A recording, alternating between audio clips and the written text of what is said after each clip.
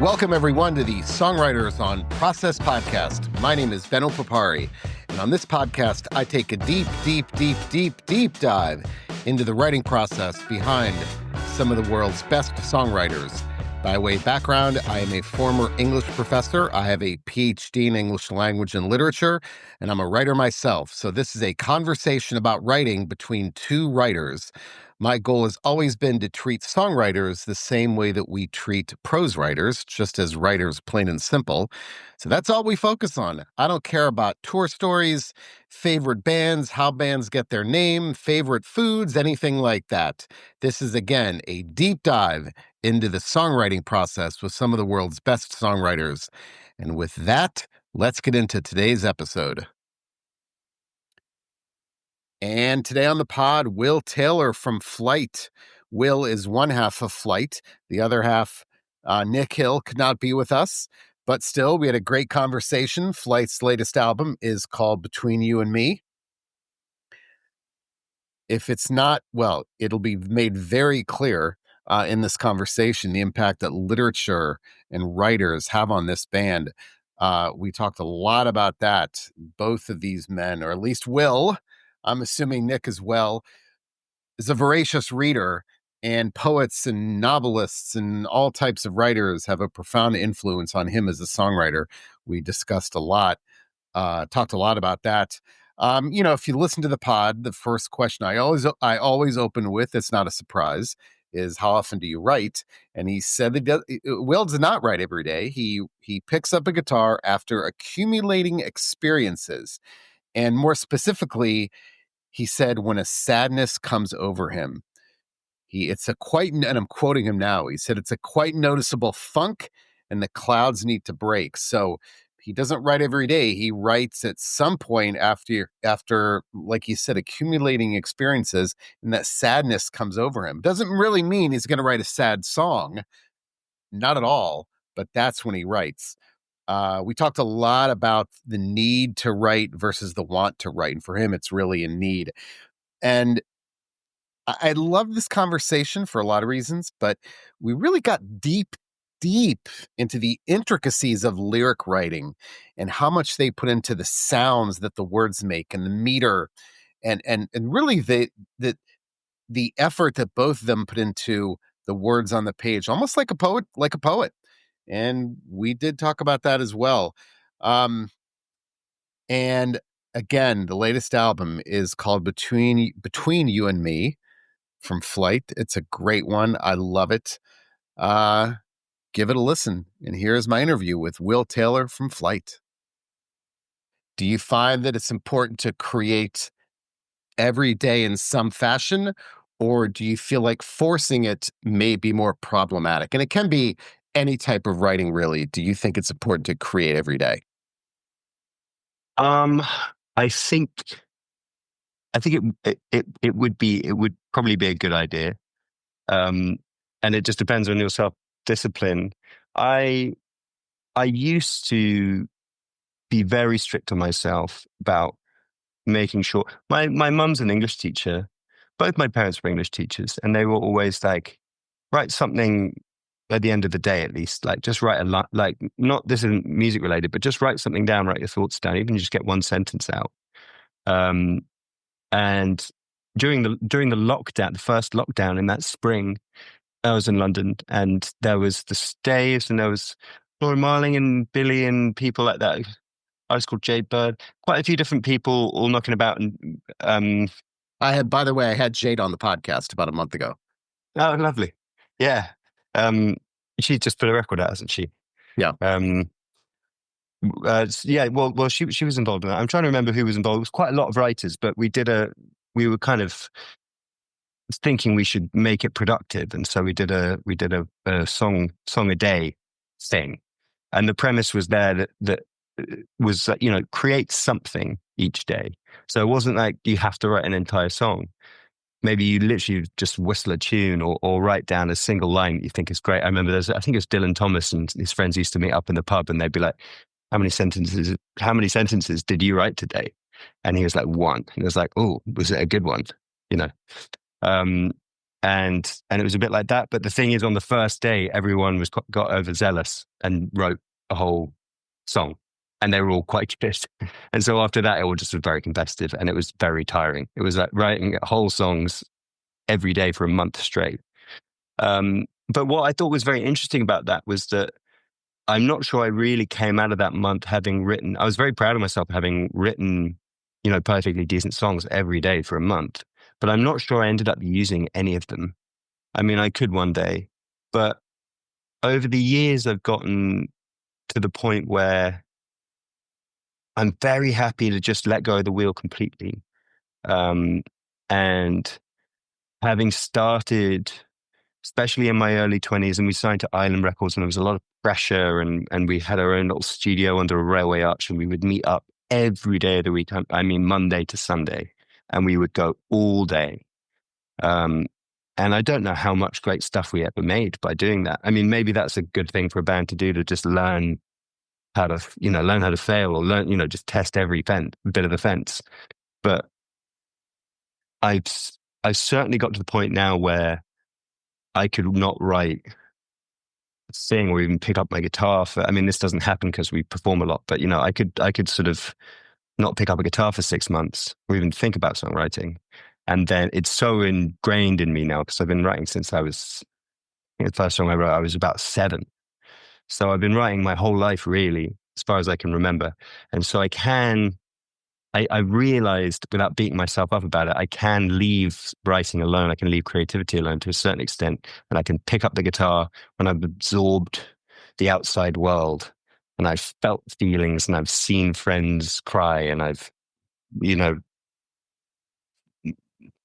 a person I've with us, said something that threw me off, and ended up reading this book, and it caught me there, and I listened to this podcast, or I listened to a songwriting podcast, what you're doing, or I saw a fantastic view, and all these things just sort of subconsciously culminating in this moment where I do pick up the guitar, and within 5 minutes I could write a better song than I would have written if I'd tried all day long for a month.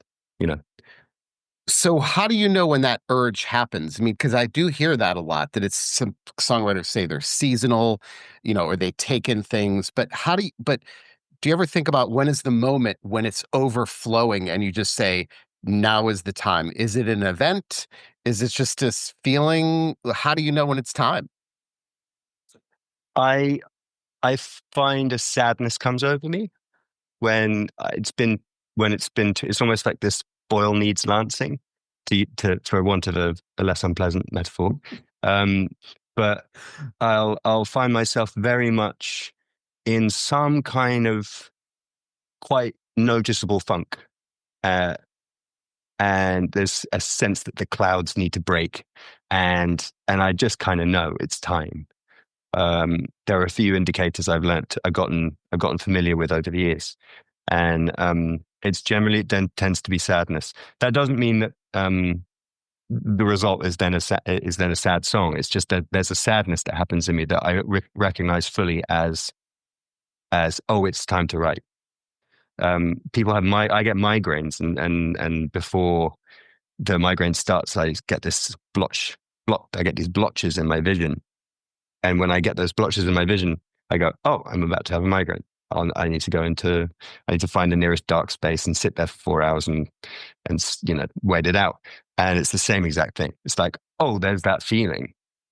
I need whatever's happening right now, wherever I am, I need to find a guitar. I need to go to a quiet place. I don't even need hours. I know it will come, like maybe even a couple of things. Yeah. Yeah, the writer Dorothy Parker said, I've got her quote up here. She said, "I hate writing. I love having written." Uh, Yeah. but so I guess what I'm thinking is, if you're happy and you write, there's a sense of, oh, I want to write. But when you're Yeah. sad, is it you need to write? Like, I think there's a difference, right? I feel like what you're talking about is almost, I need to do this, not I want to do this.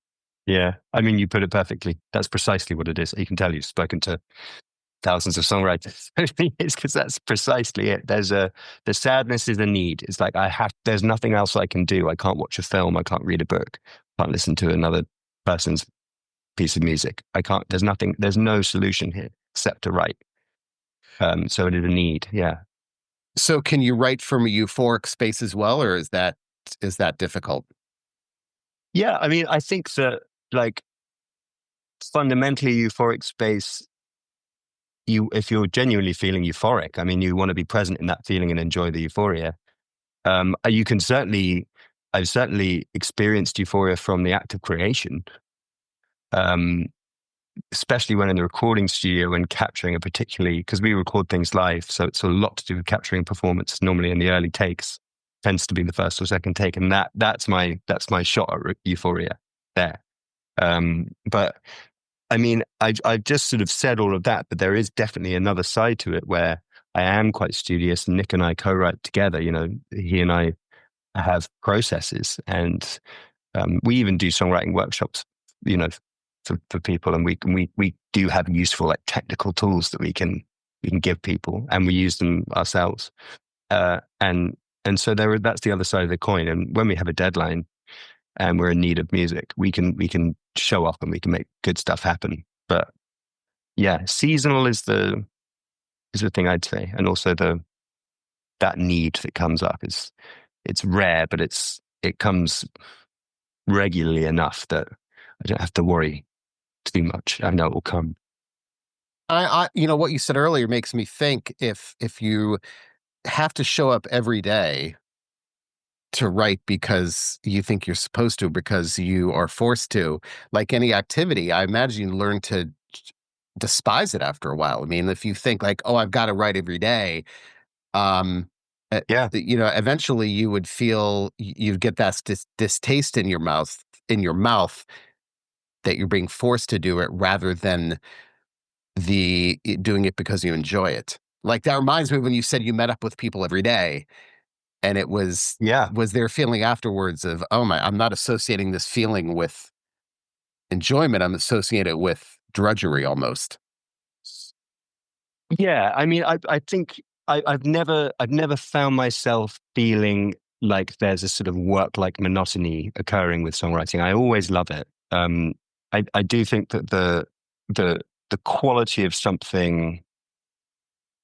I think ultimately there's a difference between songs that you write to order, because I write for other artists as well, or with, and sometimes for. Um, and so I know what it feels like to show up or have people come around to mine and Billy's flat and we roll up our sleeves and we make a cup of tea and we write a song. I can do that. I can write a song. At the end of the day, there'll be a song. They'll go off with a song. It could be a really good song. It could be a song that they record and release. Um, but there's a big difference between that kind of song and those songs that needed to happen, those songs that came in a, you know, divinely inspired way. They're slightly different petals of fish. Well, speaking of that, so I've got a bunch of literary quotes up here on my screen, Oh, and nice. you mentioned this also. This is a good one, and you said um, H.L. Mencken said the value of writing seems to be in inverse proportion to the ease of writing. Whatever flows freely and bubblingly turns out to be sorry stuff a week later. So I hear two things from songwriters: those who trust the things that happen immediately, those lightning in the bottle moments, and those who don't trust them because it happens too quickly. That was almost too easy. So where do you fall in that?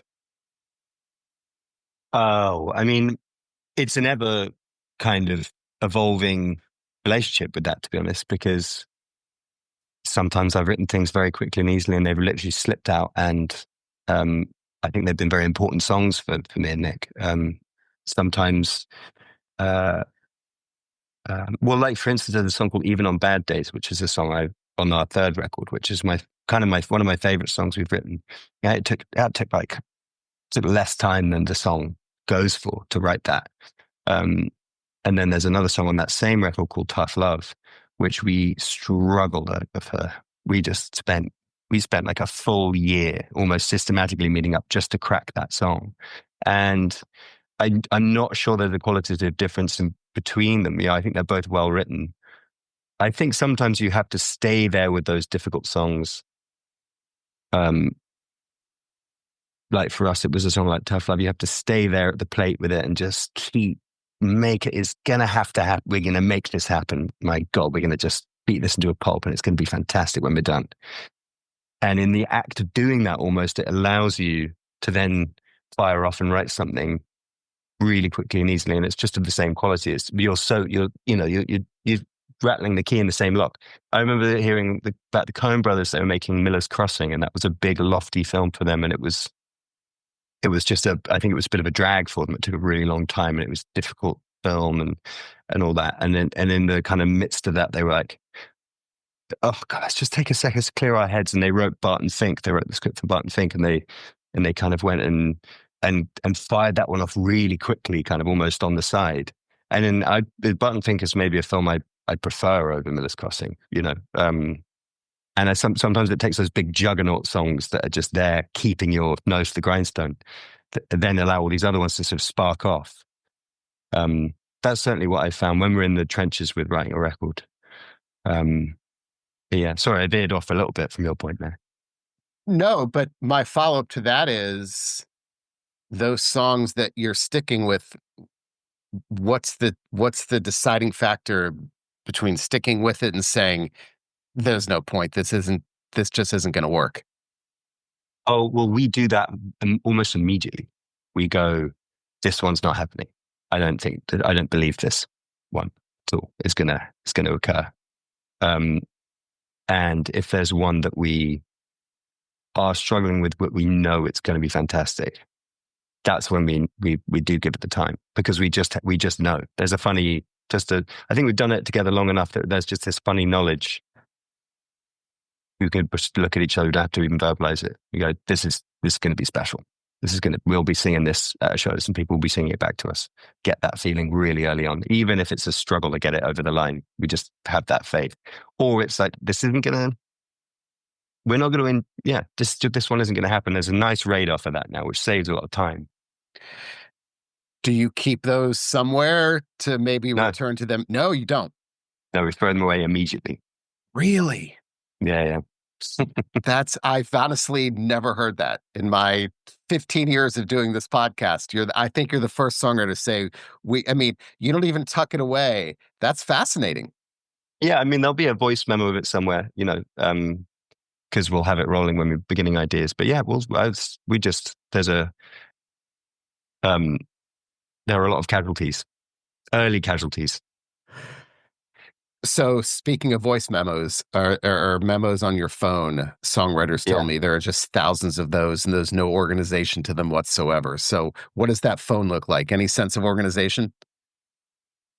Oh, I mean, it's useful these days because at the very least, they put they put an address on the memo. It didn't used to do that. So at the very least, it can give you some kind of indication of where you were. But I do try actually now. I mean, I've used that same system. I mean, it goes back to about 2013, I think, my voice memo. So if I keep scrolling, I'll get back to 2013. So I don't know how many tens of thousands, maybe. And they're certainly not all labeled correctly. When I'm on a plane, that's what I do. I put my AirPods in and I just go through it and I'll sift, and I might even chuck some stuff away if it's just, completely useless. And I'll sort of say, this is good. Go back to this, revisit this, listen to this. That's the sort of diligence I'll only find myself with on special occasions. Are you ever mixing and matching those things? No, I mean, I must say it's quite boring, really, for us these days when we're not doing a Beatles Abbey Road or stitching things together or making things live. And so it's like, if there's a song, it's happening, it's getting done. We get them finished pretty quickly these days. I mean, the last record, Hurt People, Alabaster, Emily and Me, I'm So Down, I'm Not There. They were all written kind of more or less on the spot. And we found the idea that we liked. I mean, we gave ourselves a month before going to the studio with Ethan Johns, who is also very, very quick and very not indulgent kind of producer. He's like, well, you'll play the song, I'll maybe drum with you and I'll record it and that'll be it, you know. And I probably won't let you do an overdub or give you many more takes than one or two. So we knew that going in. So we had this funny, uh, mission statement almost for this one. And so we gave ourselves a month because we've been touring so much, we hadn't really had the chance and we hadn't been in that writing seasonal thing, but we just booked the time and we just thought, well, build it and they'll come kind of thing with this record. So we really did just have a month. So that's when the throwing away thing really, we started to take it seriously. It's like, if this song is going to drag us down and take too long, then we're not going to have a record. So we're going to have to throw it away. And then if this song, the path of least resistance was what we said. That was our sort of slogan. Anything that's not resisting, we'll embrace it and we'll make it a song. And it was a really interesting experiment. And we did it in such a short space of time that we almost tricked ourselves into showing ourselves what we were actually going through and what we were feeling and the kind of year we'd had. So actually the most emotionally revealing record we've made, I'd say, especially even to ourselves. And then the record, even recording it, was so quick that I'm still kind of going and dropping in on the record and listening to it and going, oh my God, I didn't know why. God, that's how I was feeling, which is kind of a miraculous thing to do to yourself in a way. So before this interview, I just interviewed Paul Muldoon. Paul Muldoon is an Irish poet and kind of like iconic. I mean, if you've taken a poetry class, and he's also a songwriter. He's got an album coming out. He does this as a side gig. Besides being one of the greatest poets in the last 60 years, he's also a songwriter. And he said something which amazed me. And he said that he will never, when he's writing, he will never start a second line until the one before it is absolutely perfect. So when he's writing poetry, which blew my mind because as a prose writer, like I'm not a songwriter or a poet, I'm a prose writer. You would never do that. Like you just get everything out there. But I couldn't believe when he told me this. He says that he will never ever start the second line until the first one is absolutely flawless and he doesn't revise. And that just really surprised me. So how much of that are you doing? Do you kind of, and I guess I want to ask you got another quote up here by the songwriter. This is all related. Christian Lee Hudson, I had him on the pod and he said, my biggest hurdle as a writer is trying to hack my brain to become less critical. So getting out of your own way when you're writing. Anyway, I don't know if there's a question in there, but I'd love to get your take on that idea of kind of trying to be perfect as you're writing or saying, I'll just get everything out there and then go back. I think silencing the inner critic is a definite one for any kind of writer. I think the painstaking write the first line before you can move on to the second is very interesting, and to me would be deeply unhelpful because I need a bird's eye view of the thing first. And I think that an overly written line can put you in hot water. You need to realize that lyrics are not poems, and you can hear sometimes people who want to be poets writing songs or songwriters wanting to be poets, and it's never for me really. I don't think. I mean, good examples of very poetic songwriters like Leonard or Joni or Paul Simon or, Dylan. They're still being quite good at, this plain speaking stuff. It's not too flowery. Whenever a line lands particularly well, it's often because it's a perfectly constructed little line, but also it's just delivered with, the delivery of the line itself and then the harmony and the melody that's also just allowing that line to be elevated. We worked a bit with Simon Armitage, who's our poet laureate here in the UK, who we studied at school at GCSE and stuff. It was kind of crazy. It's kind of, my mum was sort of proud of me for the first time. It's like, oh my God, it's really real. You're doing this. And Simon was coming in and giving us some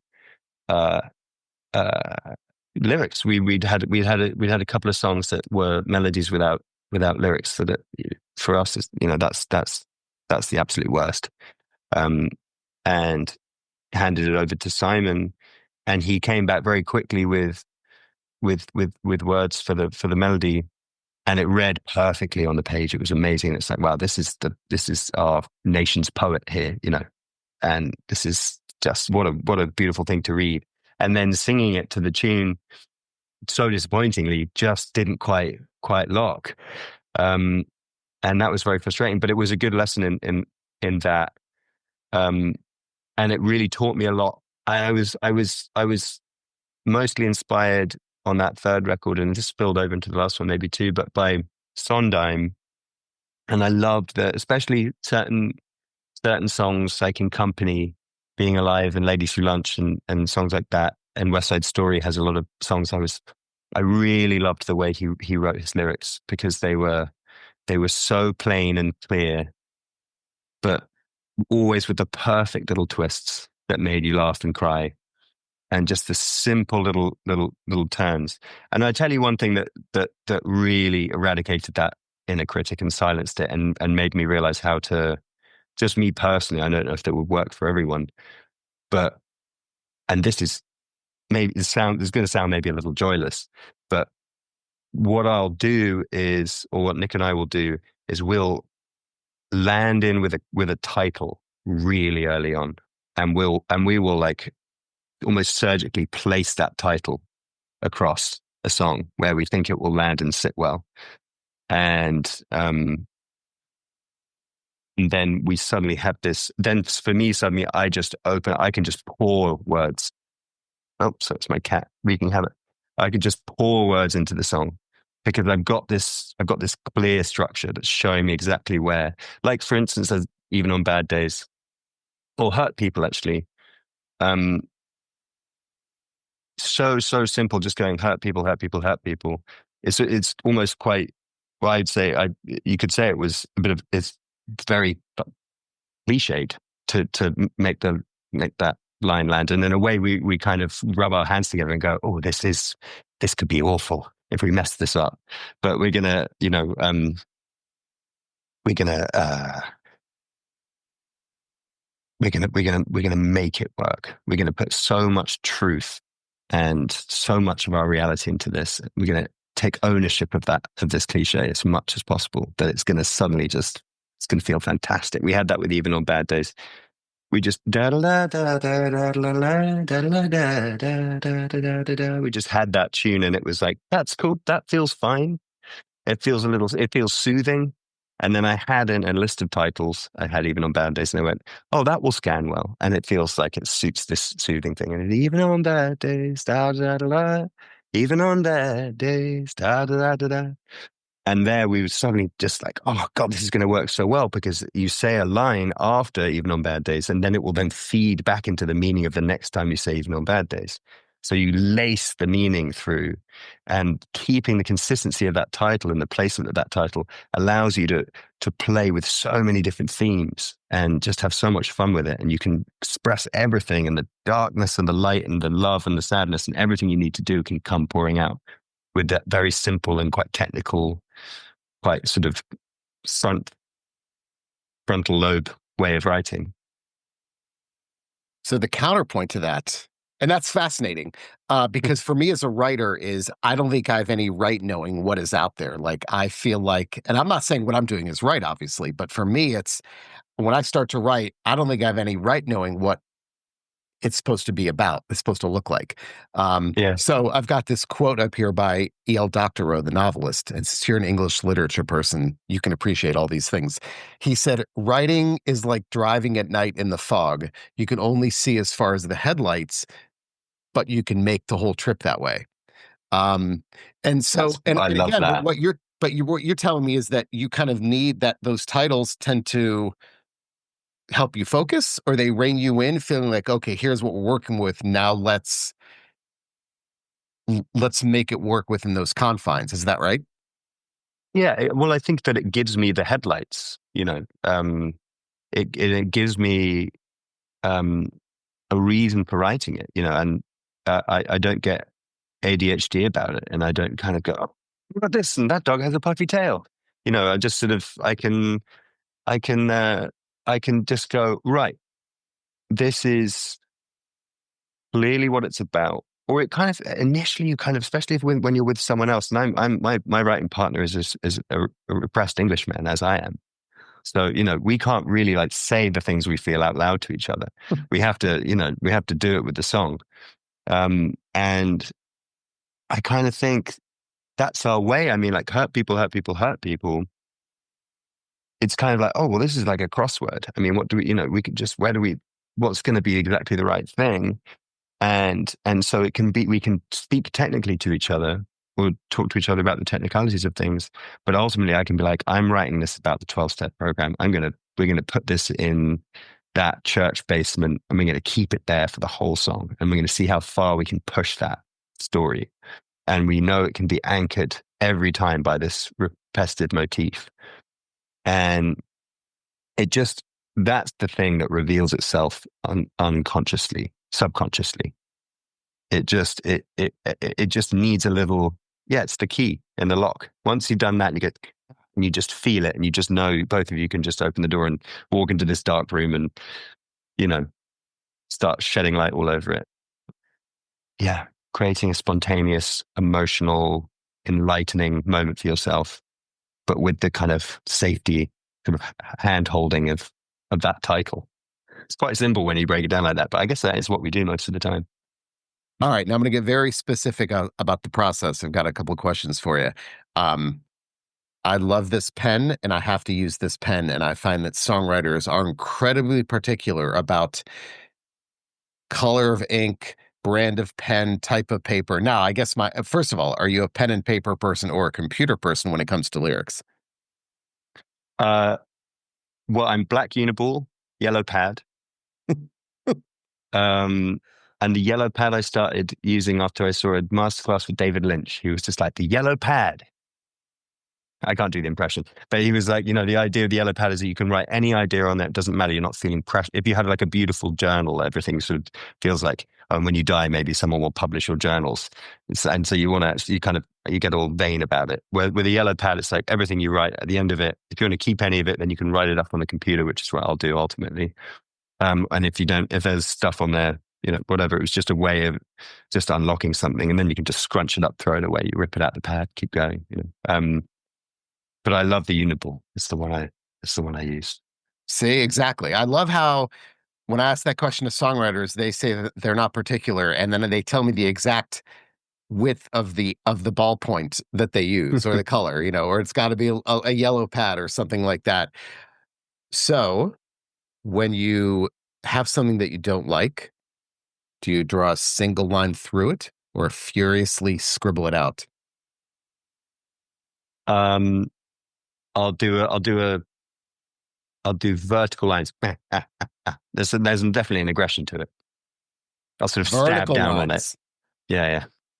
Ooh, I like this. This is we're getting into the psychological because for me, that's so funny you say that. I love that because I do the horizontal because for me, it's like what they teach you when you take a standardized test, cross out the answers that you're not going to use so that they're not in your field of vision anymore.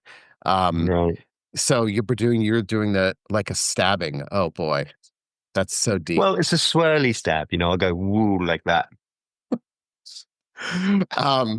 Yeah, but some people tell me that single line so that if they do need it later, they can go back to it, but I'm not like that either. I have it on notes as well. I'll use my notes a lot on my phone where if I think I can improve a line, I just do a little dash at the end of it. That's enough of an indication for me. But yeah, so I'll have it all written out and then I'll be reading it through and listening to me singing it. I'll be on the tube maybe just sort of traveling and sort of kind of in a good headspace like that. And then I'll be like, I think I can do better. I mean, this is when the cement is still dry is another metaphor. And this is one that Nick and I always use where if you've just written a song kind of in the first day or the first even afternoon, in that first moment, you're in that kind of first circle. And then there's a second circle outside of that, which is like maybe the few days that follow it. And if you're in this second circle, that outer circle, it's still good to finish it, but you lose, the cement is drying. The more time you're spending away from it, the less likely you're going to be able to like change anything. It's all setting. And then when you get out to that third circle, you're going to have to get out some pneumatic drills, and you're going to have to go that. It's going to take you a long time to get that song to be right. So when it's in that fresh place, I'll write it all out, and I'll still be able to be using my gut and going, that line, I think I can improve it. I can improve it. I can make this feel better. I can make this land better. And so I'll start just dashing at the end of the lines that I want to go back to. That is so interesting because for me, the more distance I have, the easier it is for me to just get rid of stuff, Mm. because I'm typically mortified by it. The more distance I have, because it's like, who wrote that? It wasn't me. Um, but here's what I learned about myself. So if I finish something in the morning and look at it later that same day, I'm still too close to it. But if I finish something at night and wake up the next morning, sleep is a great reset for me. Uh, all I need is 8 hours. Like I get 8 hours of sleep anymore. But if it's that simple act of sleep, literally the sleep, where I look at something the next day, it's so easy for me to get rid of stuff that I couldn't if I looked at it later that same day. Yeah, I mean, you're right, and that'll be the same for me and probably for everyone. It's more that you're so, if you're there in that raw, it's happening, you're pulling the higher power down through you moment. That's not going to last. You'll be in editing mode the next day, and you'll have a good clear head, and you'll be able to see that. I think I got a bit carried away there, didn't I? But there's a truth in here, and I can now sculpt it and be, English teacher with marker. Like Hemingway famously said, write drunk, edit sober. That was his whole thing.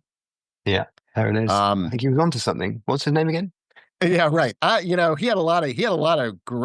He had some pretty good quotes. I mean, one of the things he also said, and I quote this a lot, he said he always needed distance. So he could never write about Paris when he was in Paris. He Mm, always said he needed physical distance, metaphorical distance, emotional distance to be able to write about something. That was his big thing too.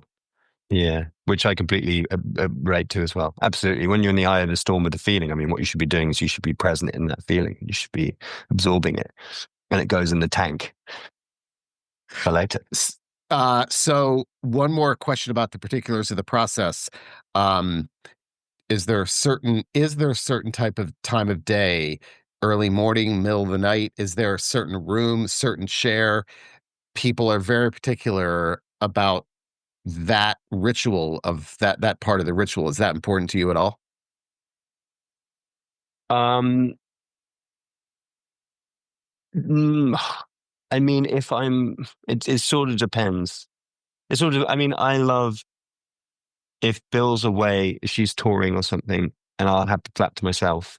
Um, I'll maybe maybe smoke a joint and put on a film, and I'll start watching a film. And within the first, if it's and a really good one that I know is really good, and then within the first sort of 10 to 15 minutes of having that thing where you're stoned and watching a film, and you're really heightened and really receptive to something, to other art, it just gives me this immediate feeling of inspiration. And I just want to jump off the bed, and I go into the other room. I go to this piano, or I go to the table there where I'll sit and play guitar, where my pads are and stuff. And I'll just start writing something, and something always good comes from that. And I won't finish anything in that moment, but I'll come up with maybe 3 or 4 different sketches. And if that's happened, I'll text Nick and be like, "Come over in the morning. We'll make our coffees and smoke our cigarettes, and mm, you know be non-verbal with each other, basically, and just sit down. I've got things, and we'll knock them in you know we'll knock them into pretty good shape, um kind of throughout the day, normally until about 4 in the afternoon. And then if we've done well, then we'll go to the pub. So when you're playing guitar and you're writing songs, and again, this is very particular, but I do find that people have varying opinions on this. Are you sitting down? Are you ever standing up or walking around? Oh, you're getting surgical here. I like that. I am. I'm sitting down. I'm definitely sitting down. I mean, I could stand. I've been known to stand. I could do both. I'm a switch. But the sitting is normally because I've got my phone rolling, because I don't want to miss anything. So I'll probably have my head tucked, and I'll be playing, and I'll just lose myself in a place, and And normally there'll probably be about 5 to 8 minutes of actual inspiration where really good things will come, and then it will just turn into dog shit. And then I'll have to turn it off and then kind of reset, maybe make a cup of tea or something, and put something on, and then it will come again at like little waves, and they're like, and then a totally different idea will come, and I'll catch that about 5 to 8 minutes of good quality inspired creation, and then I'll be over again. It's a very small window, my creativity. Agatha Christie famously said, the best time to write a book is when you're doing the dishes. David Byrne said in an interview that a car is a great place to write lyrics. So I'd love to explore the idea, two things. One, the role of movement to the process.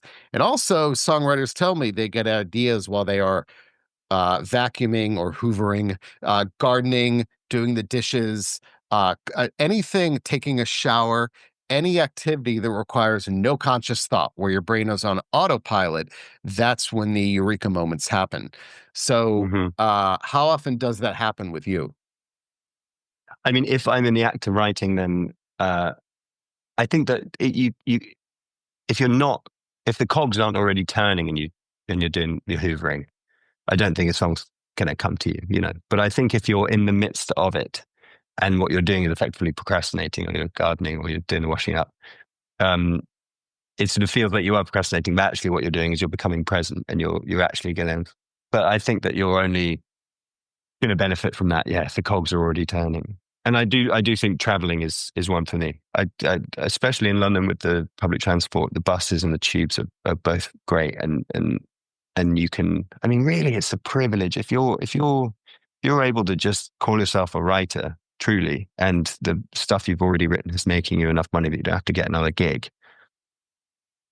That's the real privilege if you're living in a city like London. I'm sure it's the same in New York and Paris and places like that, where you can just jump on the tube and go and look at some priceless art, you know, and then like walk along the river and look at incredible, you know, you can get just inspired by the things and in London, all the galleries and the museums are free. You just wander in and out of them and be on the tube and looking at people and listening to music. And I don't do it often enough, but when I do, I always feel inspired and stuff. Amazing things do come, and you can take a book out with you, or the yellow pad, and just be scrolling away all the time. And that movement and that continuous traveling thing, I guess, is another version of that presence of mind that you get when you're doing household chores. Well, again, Hemingway famously said all writers should go to art galleries to get inspired. So, what is it about an art Mm. gallery, because it's a different medium, that would inspire you as a songwriter? Yeah, well, I mean, it's exactly that. Film for me is even more so than painting, I think. Film is a big inspiration for me, always has been. I think storytelling in general um, is a really big one. Theatre, hugely inspiring. If um, uh, if I'm at the theatre, I immediately start writing songs in my head. But there are words involved, like art. Because I songwriters tell me a lot that they go to an art gallery and the Yeah. painting inspires them, but there are no words involved. So I don't know the answer to that. I just think it's fascinating that a completely different medium would inspire a song. Yeah. Well, I mean, it makes sense. I mean, or even just to look at an amazing building or a face or something that's inspiring in its beauty. Um, is going to be a muse. I think paintings.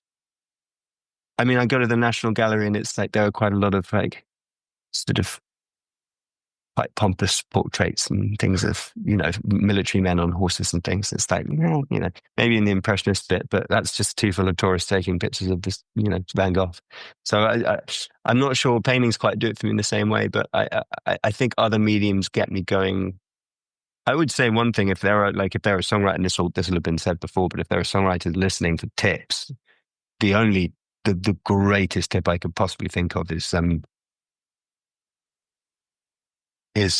read.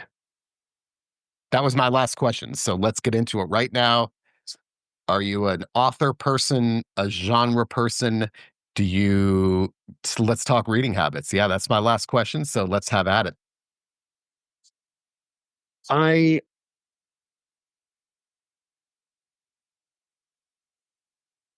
I love Well, Flyte's named after Sebastian Flyte from Brideshead Revisited, and I loved Evelyn Waugh growing up, reading Evelyn Waugh. I come from kind of like a funny background where my parents are teachers, but they teach. My dad taught at a very privileged school called Winchester College, where the quite like Eton or Harrow, or like these very very high end special schools, um, where you could describe, the majority of the people there as maybe like upper class, upper middle class.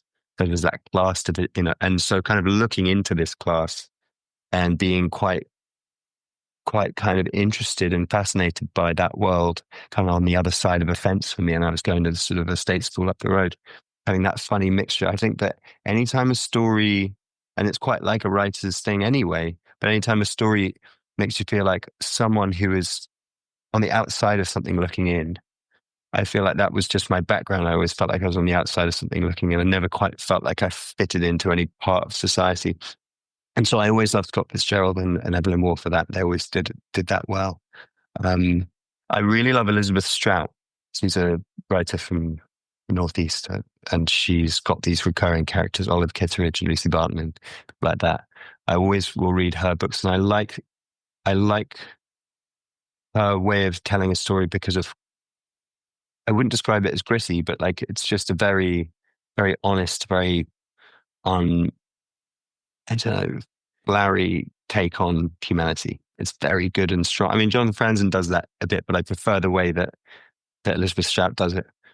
Um, and I love Anna Karenina, and I love, uh, you know, um, Steinbeck and East of Eden and all that stuff. Where it's like that's just can't argue with that. That's great. That looking for modern writers, you know, I think like Elizabeth Strout's a good example.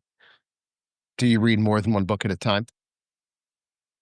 Um, well, I'd just been on holiday, a quick little holiday in south of France with Billy, and I was reading the book I bought in the airport, which is the new David Nichols kind of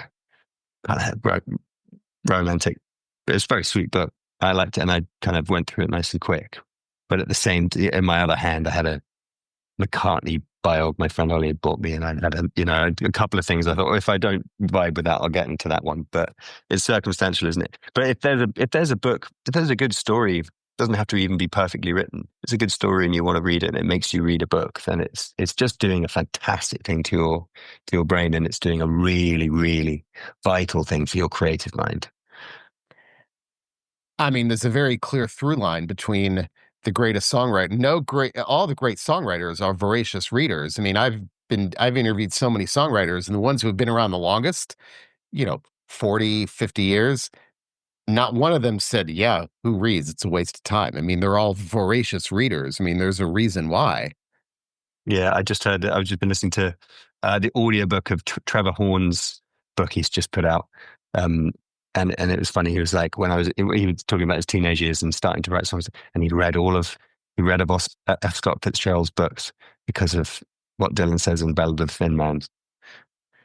You're very well So read. It's well known. He's like, oh, I better okay, read all of Scott Fitzgerald then.